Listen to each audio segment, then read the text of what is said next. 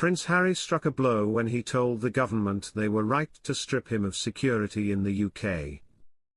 Prince Harry took legal action against the Home Office over the February 2020 decision that he should receive a different degree of protection upon his return to the UK. Welcome to Royal Pancakes.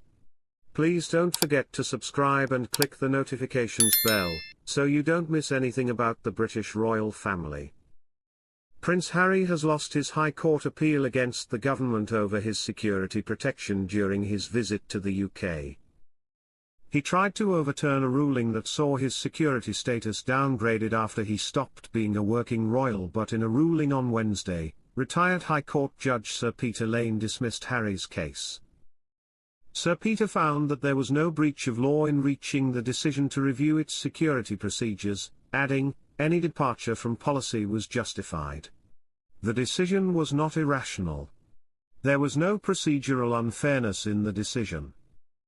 In his 52-page ruling, which has been partially redacted, Sir Peter said Harry's lawyers had taken an inappropriate pro forma interpretation of Operation Ravik.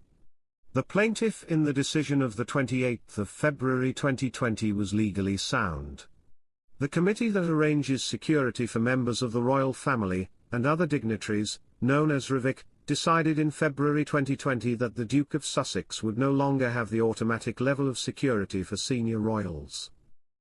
Instead, the level of security will be arranged depending on the perceived risks, as is the case with other visiting dignitaries. Harry has taken legal action against this decision. At a hearing in December, Harry's lawyers said the court said he had been singled out and treated unfairly and less favourable in the decision to change the level of his taxpayer-funded personal guarantee. They said the failure to conduct a risk analysis and fully consider the impact of a successful attack on him meant the approach taken to protecting him was unlawful and unfair.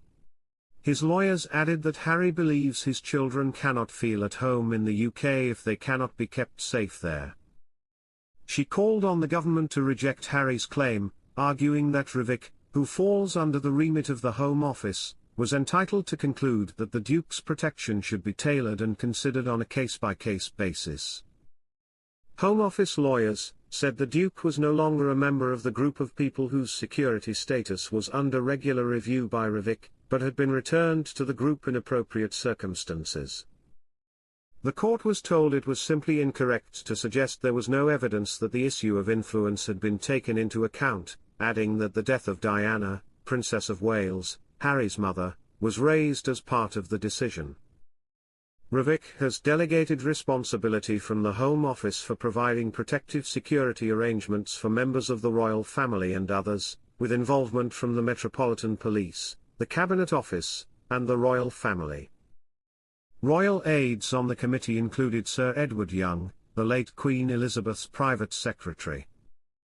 Harry's lawyers said there were tensions between Sir Edward and the Duke and therefore the royal official should not be part of the decision-making process.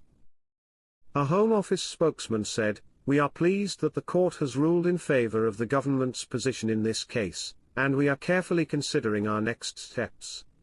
It would not be appropriate to comment further.